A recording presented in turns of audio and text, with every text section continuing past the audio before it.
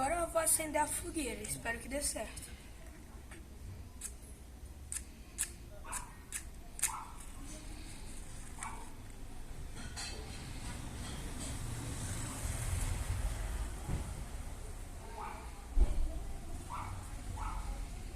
Foi. Vambora, galera! Pegou fogo, agora a gente tem que esperar um pouquinho. Coelho, fica longe.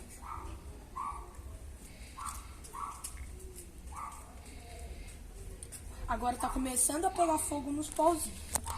Vem aqui do lado, ok? Dá pra ver melhor.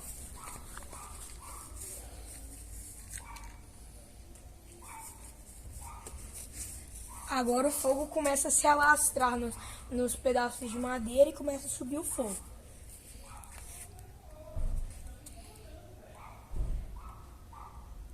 E é assim que faz uma fogueira.